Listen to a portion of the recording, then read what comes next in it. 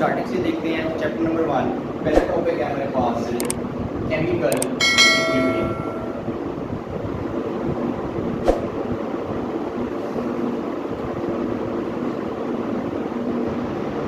Chemical equilibrium में सबसे पहली चीज़ से इससे हमारा वास्ता पड़ना है वो कौन सी होती है, और आती है रिएक्शन। क्या होती है बेटे? रिएक्शन। मैं आपको पहले भी बता चुका हूँ कि रिएक्शन क्या होती है। तो रिएक्शन के लिए याद रखिएगा दो चीज़ें बेटे इंपॉर्टेंट है। एक आपके पास क्या होना चाहिए? रिएक्टेंट्स। क्या होना चाहिए बेटे? और दूसरे प्रोडक्ट। अब बात यह करती है कि रिएक्टेंट्स क्या होते हैं और प्रोडक्ट्स क्या होते हैं। समझ आ गई? अब रिएक्टेंट्स क्या होते हैं? हाँ जी, शाबाश। क्या जब कोई दो अशिया या दो स्पीशी आपस में क्या करती हैं बेटे?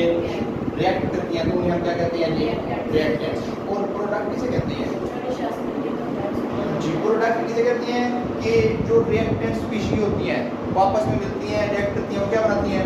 प्रोडक्ट। अब प्रोडक्ट का लिटरली मीनिंग क्या होगा कि भाई रिएक्टेंट से बनने वाली शय, उसे हम क्या नाम देंगे जी?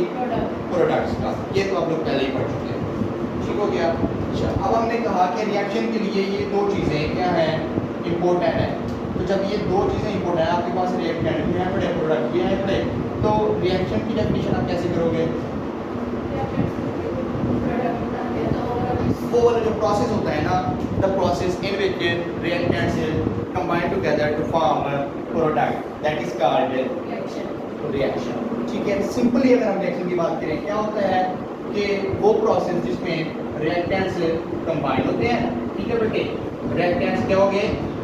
कंबाइन होकर क्या बनाते हैं बेटे? वो प्रोडक्ट्स बनाते हैं। उसे हम क्या नाम देते हैं जी? रिएक्शन का नाम देते हैं। समझ लग गई? अब हमने बात की थी इसके बाद कि रिएक्शन के बाद कितने तरह के रिएक्शन हो सकते हैं? दो तरह के। एक आपके पास बेटे हो सकता है फॉरवर्ड रिएक्शन, दूसरा क्या हो सकता है? Reverse reaction. मैं आपसे पूछूं कि भाई फॉरवर्ड रिएक्शन क्या होता है? वो वाला रिएक्शन जिसमें क्या होता है बेटे? रिएक्टेंट्स आपस में मिलते हैं और क्या बनता है जी? प्रोडक्ट बनता है। क्या बनता है जी? प्रोडक्ट बनता है। उसे हम क्या नाम देते हैं? Forward reaction. ये कौन सा रिएक्शन होता है बेटे? Forward reaction. Understand? First case के एग्जांपल ले लें, H2 plus I2 will change into 2HI। Understand? अब ये क्या है आपके पास? रिएक्टेंट्स हैं। रिएक्टेंट्स हैं, आपस में मिले हैं हाइड्रोजन और आयोडीन, तो क्या बना आपके पास प्रोडक्ट में? Hydrogen iodide. अब क्या है बेटे कि रिएक्टेंट्स का मिलना और उनका मिलकर क्या बनाना? प्रोडक्ट बनाना। ये वाला रिएक्शन क्या कहलाता है? Forward reaction. उसके बाद रिवर्स रिएक्शन। तो रिवर्स रिएक्शन क्या होता है? हाँ जी, इसमें क्या होता है बेटे? रिएक्टेंट मिलते हैं, क्या बनता है? प्रोडक्ट बनता है। क्या बनता है जी? अब प्रोडक्ट्स के पास वापस से कैपेबिलिटी है कि वो किस में आ सकते हैं? रिएक्टेंट्स में आ सकते हैं। तो उस रिएक्शन को क्या नाम देते हैं? रिवर्स रिएक्शन का नाम देते हैं। अंडरस्टैंड? और एक इनको ना याद रखने के लिए इनकी कोई निशानी याद रखते हैं। क्या बोला कि जो फॉरवर्ड रिएक्शन है हमेशा उसको हम सिंगल एरो से शो करेंगे। किससे बेटे? सिंगल एरो से।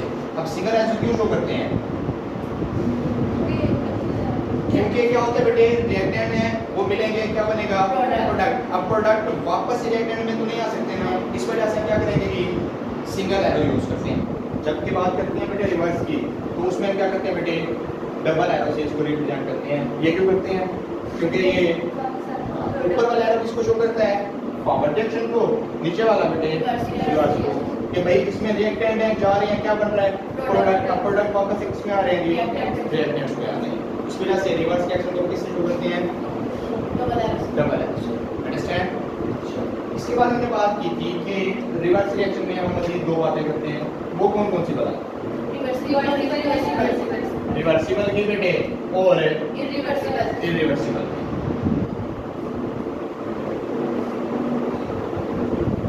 अब रिवर्सिबल क्या होता है? जो रिवर्स जाने के रिवर्सिबल मैंने कहा था टेबल से याद रखें, इससे टेबल से। टेबल का मतलब क्या होता है जी? काबिल। अब रिवर्सिबल कैसे रिएक्शन होंगे कि वो वाले रिएक्शन जो कि क्या है बेटे रिवर्स जाने के काबिल हों। क्या हो बेटे? रिवर्स जाने के काबिल हों, उन्हें क्या नाम देते हैं? रिवर्सिबल। क्या बोला कि रिएक्टेंट है, मिल रहे हैं, क्या बन रहा है? प्रोडक्ट बन रहा है। प्रोडक्ट वापस से किसमें आ रहे हैं बेटे? रिएक्टेंट में। यानी कि रिएक्टेंट प्रोडक्ट बना रहा है, प्रोडक्ट वापस से रिएक्टेंट बना रहे हैं।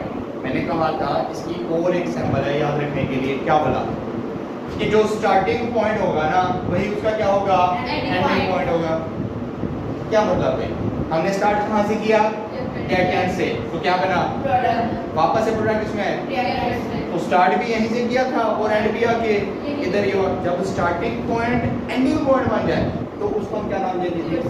Reversible reaction. अंडरस्टैंड? अच्छा, उसके बाद बेटे इररिवर्सिबल की बात आ जाती है। तो इररिवर्सिबल का क्या मतलब होता है? काबिल नहीं होते। क्या मतलब? किस चीज पे काबिल नहीं होते? प्रोडक्ट से दोबारा रिएक्शन बनाने। हाँ जी, वो रिवर्स आने के काबिल नहीं होते। यानी कि एक बार रिएक्टेंट मिले उन्होंने क्या बना दिया जी? प्रोडक्ट बना दिया, बात खत्म होगी। हम प्रोडक्ट कहते हैं कि हमारे पास कैपेबिलिटी नहीं है कि हम वापस से किस में आ सके बेटे? रिएक्टेंट्स में आ सके। इस वजह से ये वाला रिएक्शन जिसमें सिर्फ रिएक्टेंट क्या बनाए?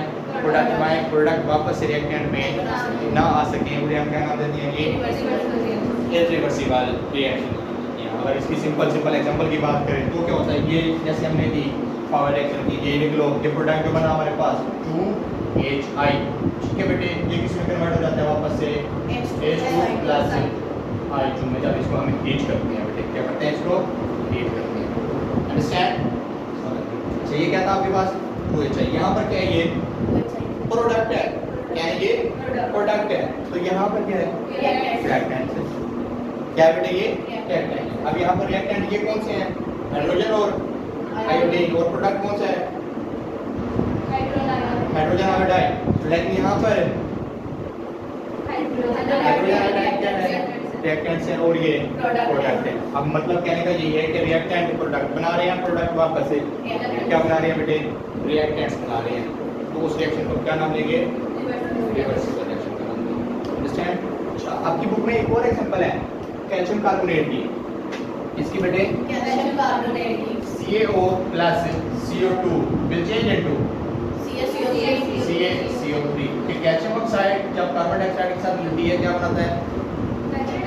कैल्शियम कार्बोनेट बनती है। ठीक हो गया। अब मैंने कहा ये आपके पास क्या है? रिएक्टेंट्स के प्रोडक्ट्स हैं। रिएक्टेंट्स मिले, क्या बना? प्रोडक्ट बन गया। अब क्या इन प्रोडक्ट के पास कैपेबिलिटी है कि वापस से रिएक्टेंट में आ सके? है भी और नहीं भी। क्या है बेटे? दो पॉसिबिलिटीज हैं। ये वापस से रिएक्टेंट में आ भी सकता है और नहीं भी आ सकता है। वो पॉसिबिलिटीज क्या किस बेस पे? एक फ्लो सिस्टम होता है। हाँ जी बेटे, वो किस बेस पे है? सिस्टम की बेस पे है। क्योंकि हमारे पास क्या होता है बेटे? Open system. ये क्या होता है? Open system. दूसरा क्लोज सिस्टम। अब ओपन सिस्टम क्या होता है? इसमें जो फ्लास्क होते हैं उसका खुला होता है। शाबाश। ये क्या बेटे आपके पास है? ओपन सिस्टम है। और ये क्या है? Close system. जब ओपन सिस्टम में रिएक्शन होता है CaO plus CO2 will change into बेटे CO3। अंडरस्टैंड? अभी रिएक्शन इसमें हो रहा है CaO plus CO2 will change into CaCO3। अब इसमें मुझे बताएं कि रिवर्सिबल कौन सा है और इरिवर्सिबल कौन सा है? रिवर्सिबल को जो फ्लक्स बनता है ना वो वाला। ये क्या है आपके पास? रिवर्सिबल है। ये क्या बेटे? रिवर्सिबल है। क्यों? क्योंकि उसमें रिएक्शन दोबारा से होते रहते हैं, इसमें CO2 खाली हो जाती है और रिएक्शन कंप्लीट हो जाता है। यहाँ से CO2 बाहर निकल जाती है। वहाँ से यहाँ से बता रही हूँ। ओपन सिस्टम से क्या होता है बेटे? कार्बन डाइऑक्साइड एस्केप हो जाती है। कार्बन डाइऑक्साइड एस्केप हो गई। जब कार्बन डाइऑक्साइड ही एस्केप हो गई तो हमारे पास पीछे क्या रह जाता है? सिर्फ कैल्शियम ऑक्साइड यानी कि CaO। अब हमारे पास दूसरा रिएक्टेंट नहीं है। जब दूसरा रिएक्टेंट ही नहीं है तो हमारे पास प्रोडक्ट नहीं आना, बिल्कुल भी नहीं आना। इस वजह से हम कहते हैं ये क्या है आपके पास? Irreversible reaction. लेकिन हम दूसरे रिएक्शन की बात करें तो ये क्या है? रिवर्सिबल है। क्यों? कार्बन डाइऑक्साइड सिस्टम के अंदर ही रहती है, वो एस्केप नहीं होती। मतलब ये कि आपके पास दोनों ही रिएक्टेंट्स हैं बड़े, वो रिएक्टेंट मिलकर क्या बनाते हैं प्रोडक्ट, और प्रोडक्ट वापस रिएक्टेंट में आ सकता है। अंडरस्टैंड? क्लियर है?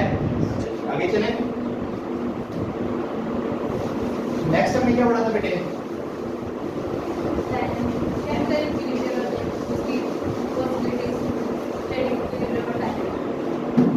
हाँ जी बेटे, उसके बाद आती है केमिकल इक्विलिब्रियम, बेसिक जो टॉपिक है आपका क्या है जी? अब केमिकल इक्विलिब्रियम क्या होता है? हमने दो रिएक्शन पढ़े, एक फॉरवर्ड, एक होता है रिवर्स। फॉरवर्ड क्या होता है? और ये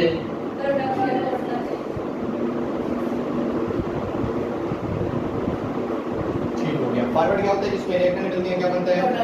और रिवर्स जिसमें प्रोडक्ट के पास रिलेटिव होती है, वापस किसमें रहती है? रिएक्टेंट। लेकिन बेटे यहाँ पर बीच में एक और पॉसिबिलिटी भी है। समटाइम्स ये होता है कि जो रेट ऑफ फॉरवर्ड रिएक्शन है, रेट ऑफ फॉरवर्ड रिएक्शन है, वो किसके बराबर हो जाता है? Rate of reverse reaction. यानी कि जिस स्पीड के साथ फॉरवर्ड रिएक्शन मूव कर रहा है, उसी स्पीड के साथ क्या है बेटे? रिवर्स रिएक्शन भी मूव कर रहा है। लेकिन याद रहे अपोजिट इन डायरेक्शन। रिएक्शन तो होंगे, रेट इक्वल हो जाएगा, लेकिन अपोजिट इन डायरेक्शन। वो वाली सिचुएशन क्या कहलाती है? Chemical equilibrium. के फॉरवर्ड रिएक्शन बराबर हो जाता है किसके बेटे? रिवर्स रिएक्शन के, बट इन अपोजिट डायरेक्शन। कैसे बना? कि रिएक्टेंट है, मिलकर क्या बना रहे हैं? प्रोडक्ट बना रहे हैं। ठीक है, तो प्रोडक्ट वापस से किसमें आ रहे हैं? रिएक्टेंट्स में आ रहे हैं। या इसको हम इसको ऐसे लिख सकते हैं, रिएक्टेंट इनटू प्रोडक्ट। ठीक है, ये क्या आपके पास? फॉरवर्ड। ये क्या आपके पास? रिवर्स। ठीक हो गया। लेकिन एक सिचुएशन ऐसी आती है कि फॉरवर्ड रिएक्शन और रिवर्स रिएक्शन आपस में क्या हो जाती है? Equal, but in opposite direction. Forward reaction left to right move करता रहता है, reverse reaction right to left होता है। तो उस सिचुएशन को क्या नाम देते हैं बेटे? केमिकल इक्विलिब्रियम का नाम देते हैं। अच्छा, अब फर्दर केमिकल इक्विलिब्रियम में दो पॉसिबिलिटीज फिर से आ जाती हैं। क्या बोला? एक होती है बेटे हमारे पास स्टैटिक इक्विलिब्रियम। क्या होती है जी? Static equilibrium. दूसरी क्या होती है? Dynamic equilibrium. अब ये स्टैटिक इक्विलिब्रियम क्या होती है? जब हमने कहा कि दो पॉसिबिलिटीज हैं केमिकल इक्विलिब्रियम में, कौन कौन सी पॉसिबिलिटीज हैं? पहली पॉसिबिलिटी हमने कहा फॉरवर्ड रिएक्शन में रिएक्टेंट मिल रहे हैं, क्या बन रहा है? प्रोडक्ट। तो रिवर्स में प्रोडक्ट वापस से किसमें आ रहे हैं? रिएक्टेंट में आ रहे हैं। ठीक है, तो स्टैटिक इसमें क्या करेंगे? इसमें रिएक्शन रुक जाता है, आगे बढ़ता है। इसमें क्या हो जाता है बेटे? रिएक्शन है स्टॉप हो जाता है। स्टॉप हो जाता है। When a reaction ceases to proceed, when a reaction ceases to proceed, जब बेटे रिएक्शन आगे नहीं बढ़ पाता, क्या मतलब भाई कि रिएक्टेंट है वो कंबाइन हुए, वो मिलके क्या बनाया उन्होंने जी? प्रोडक्ट बनाया। अब प्रोडक्ट को कहते हैं कि हमारे पास कैपेबिलिटी नहीं है कि भाई हम वापस से किस में आए? रिएक्टेंट में आए। यानी कि रिएक्शन क्या हो जाता है वहाँ पर? स्टॉप हो जाता है। जब रिएक्शन बेटे स्टॉप हो जाता है, यानी कि रिएक्शन ceases to proceed, आगे नहीं बढ़ पाता, तो उस सिचुएशन को क्या नाम देते हैं जी? Static equilibrium. अब स्टैटिक इक्विलिब्रियम की हमने एक बहुत ही कम एग्जांपल पढ़ी थी। क्या बोला? वाल वाली। या हम कह सकते हैं कोई बिल्डिंग है, बिल्डिंग है अपनी जगह पे खड़ी हुई है, मुतहर्रिक है, साकिन है। क्यों है? इसकी रीजन क्या थी बेटे? उसके चारों साइडों पे जो फोर्स अमल कर रही है वो क्या है? इक्वल है। क्या कर रही है बेटे? इक्वल फोर्स उसकी चारों साइडों पे अमल कर रही है। तो इस वजह से वो बिल्डिंग अपनी जगह पे क्या है बेटे? खड़ी हुई है, मुतहर्रिक है, वो क्या है? साकिन है। तो यही सिचुएशन है बेटे।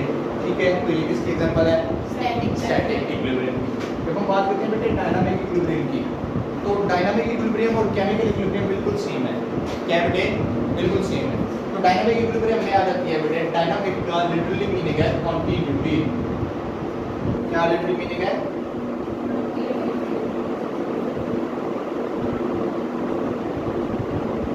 कॉन्टिन्यूटी, तसलसल। अब यहाँ पर ये सिचुएशन है कि भाई रिएक्शन रुकता नहीं है, जैसे स्टैटिक में रुक गया था ना, लेकिन डायनामिक में क्या होता है, रिएक्शन रुकता नहीं है बल्कि कंटिन्यू रहता है। वो कंटिन्यू कैसे रहता है भाई, रिएक्टेंट है मिले हैं, वो क्या बनता है, प्रोडक्ट बनाते हैं। अब प्रोडक्ट वापस से किसमें आती है बेटे, रिएक्शन में आते हैं, यानी कि रिएक्शन क्या रहता है, कंटिन्यू रहता है, लेकिन अपोजिट डायरेक्शन में तो वो सिचुएशन क्या कहलाती है जी, डायनामिक इक्विलिब्रियम करती है। अब अक्सर बच्चे कहते हैं जी इसमें तो कोई सर फर्क नहीं है, केमिकल इक्विलिब्रियम में और डायनामिक इक्विलिब्रियम में फर्क है। डायनामिक इक्विलिब्रियम क्या है बेटे, केमिकल इक्विलिब्रियम की जो एक सिचुएशन है, क्या है जी। अब केमिकल इक्विलिब्रियम में ये होता है कि सम टाइम रिएक्शन रुक सकता है, लेकिन डायनामिक इक्विलिब्रियम में ये कंडीशन नहीं है। डायनामिक में क्या है कि रिएक्शन हमेशा कंटिन्यू रहता है, रिएक्शन में रुकना नहीं है। लेकिन केमिकल इक्विलिब्रियम में हम कह सकते हैं कि रिएक्शन सम टाइम रुक जाता है, अगर रिएक्शन रुक जाए तो वो क्या कहलाता है जी, स्टैटिक इक्विलिब्रियम। उसके बाद मैंने आपको कहा था कि आपकी इस फर्स्ट चैप्टर में से पहला important short question, important short question क्या होता है, कहते हैं कि जी डिफरेंशिएट बिटवीन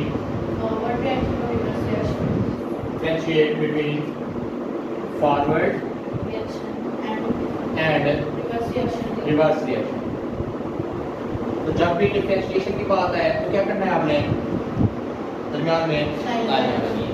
एक साइड पे क्या लिखना है, फॉरवर्ड रिएक्शन, दूसरी साइड पे रिवर्स रिएक्शन। अंडरस्टैंड।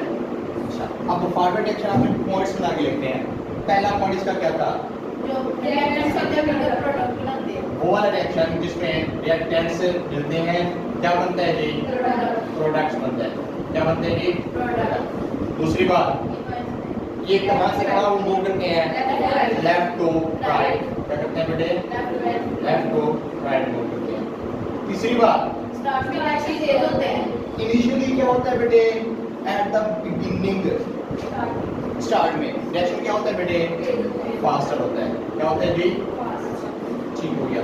लास्ट पे क्या हो जाता है, आस्ते आस्ते स्लो हो जाता है, यानी कि slows down gradually, slows down gradually. Understand. Liking बेटे आपने रिवर्स के लिखना है, बिल्कुल इस पे रेडी होगा। इसमें रिएक्टेंट मिल रही है, क्या बन रहा है, प्रोडक्ट। अब यहाँ पे क्या आ जाएगा, प्रोडक्ट मिलकर रिएक्टेंट्स ये बनाएंगे, प्रोडक्ट वापस से किसमें आ जाएंगे जी, रिएक्टेंट्स में आ जाएंगे। किसमें आ जाएंगे जी, रिएक्टेंट्स। रिएक्टेंट्स में आ जाएंगे। अंडरस्टैंड। अच्छा, अगर ये लेफ्ट राइट मूव कर रहे हैं तो ये राइट टू लेफ्ट मूव करेगा। क्या करेगा बेटे, राइट टू लेफ्ट मूव करेगा। अंडरस्टैंड। तो तीसरा पॉइंट इसमें क्या है, ये स्टार्ट स्लो होता है, फास्ट होता है, लेकिन ये क्या होता है, स्लो होता है, स्लो होता है। तो एट द एंड ये क्या हो जाता है जी, फास्ट हो जाता है, ये फास्टर हो जाता है। ये क्या हो जाता है बेटे, फास्टर ग्रेजुअली। ये आहिस्ता आहिस्ता ये क्या हो जाता है बेटे, तेज हो जाता है। अब इस चीज को हमने कैसे एक्सप्लेन किया था, इस चीज को एक्सप्लेन करने के लिए बेटे ये इनिशियली फास्ट क्यों होता है और स्लो क्यों होता है, उसके लिए हम क्या बनाते हैं, एक ग्राफ बनाते हैं। ये क्या इसका एक्स एक्सिस, ये वाई एक्सिस। तो नीचे क्या दिया गया उसका, टाइम पीरियड। क्या बेटे, टाइम पीरियड। और ये क्या है आपका, रिएक्शन रेट या रेट ऑफ रिएक्शन। अंडरस्टैंड। तो यहाँ से आपका क्या स्टार्ट होता है, फॉरवर्ड रिएक्शन आता है, और यहाँ से रिवर्स रिएक्शन। तो यहाँ पर एक सिचुएशन ऐसी आती है कि जब फॉरवर्ड रिएक्शन के रेट और रिवर्स रिएक्शन के रेट आपस में क्या हो जाते हैं, तो ये क्या कहलाती है, डायनामिक इक्विलिब्रियम। क्या कहलाती है जी, डायनामिक इक्विलिब्रियम कंडीशन कहलाती है। अंडरस्टैंड। अब हमने कहा कि फॉरवर्ड रिएक्शन क्या है जी, स्टार्ट में तेज होता है, स्टार्ट में तेज होता है। तो कैसे है, अब इसको देख सकती हो कि एक स्लोप से आ रहा है। क्या आ रहा है बेटे, ये स्लोप से आ रहा है। तो इनिशियली क्या है, ये फास्टर है, आहिस्ता आहिस्ता क्या होता जाता है बेटे, स्लो होता जाता है। ठीक है। लाइक अगर हम बात करें रिवर्स की, तो इनिशियली ये क्या है, स्लो होता है, स्लो होता है। तो ये क्या है, इसमें चढ़ाई आ जाती है ना। कॉमन एग्जांपल देते हैं, अगर पहाड़ी है उस पर आप लोग चढ़ रहे हो, आहिस्ता आहिस्ता चलते हो या दौड़ दौड़ के जाते हो, ठीक है। अगर उसके ऊपर से गिरो या फिसल जाओ तो बहुत तेजी से आप क्या करोगे, नीचे आओगे। तो इस वजह से हम कह सकते हैं कि रिवर्स रिएक्शन इनिशियली क्या होता है, स्लो होता है, लेकिन आहिस्ता आहिस्ता क्या होता है बेटे, स्पीड हो जाता है। अंडरस्टैंड। ये था हमारा कल तक का। नेक्स्ट हमने देखना है जी macroscopic characteristics of dynamic equilibrium. क्या देखना है मुझे? माइक्रोस्कोपिक खसूसियात। मैक्रोस्कोपिक है क्या जी?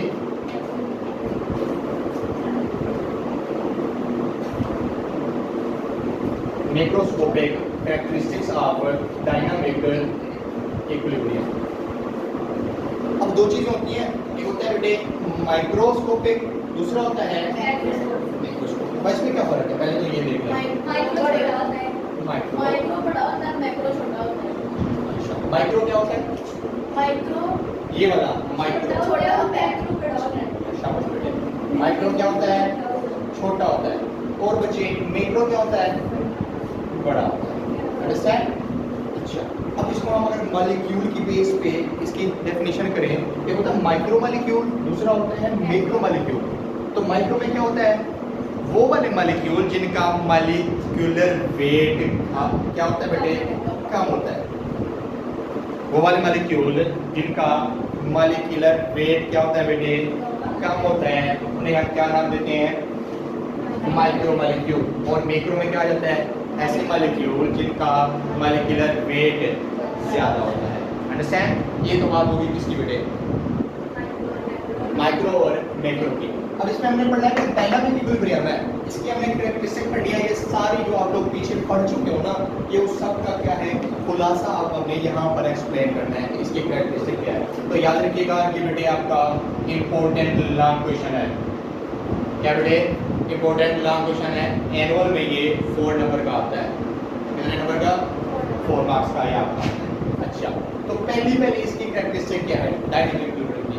पहले तो आपको इसकी डेफिनेशन आनी चाहिए कि क्या होती है बेटे। वो जो डेफिनेशन है ना इसकी, पहले वही इसकी कैरेक्टरिस्टिक है। जिस बच्चे को डेफिनेशन आती है उसको इसकी पहली कैरेक्टरिस्टिक आती है।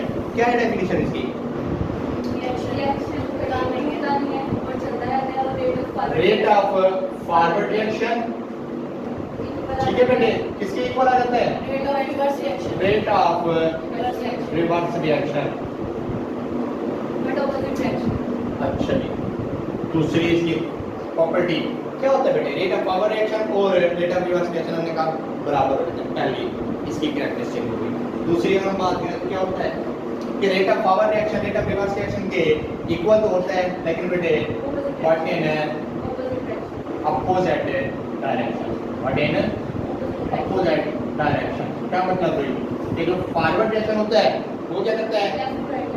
लेफ्ट टू राइट मूव करता है, और जो रिवर्स रिएक्शन होता है वो राइट टू लेफ्ट मूव करता है। अच्छा, तीसरी इसकी प्रॉपर्टी बेटे, इसमें क्या होता है बेटे? Reaction does not stop. Reaction does not stop.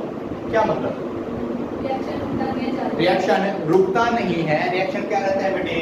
जारी रहता है। कैसे जारी रहता है कि जो रिएक्टेंट्स हैं वो क्या बनाते रहते हैं? प्रोडक्ट्स। और प्रोडक्ट वापस से किसमें आते रहते हैं बेटे? रिएक्टेंट्स में आते रहते हैं। अंडरस्टैंड? तीसरी चौथी प्रॉपर्टी इसकी क्या है?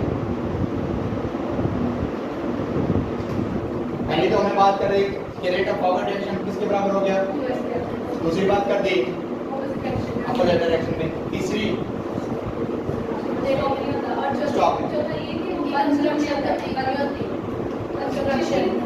कंसंट्रेशन इसकी बेटे चेंज नहीं होती। शाबाश बेटे।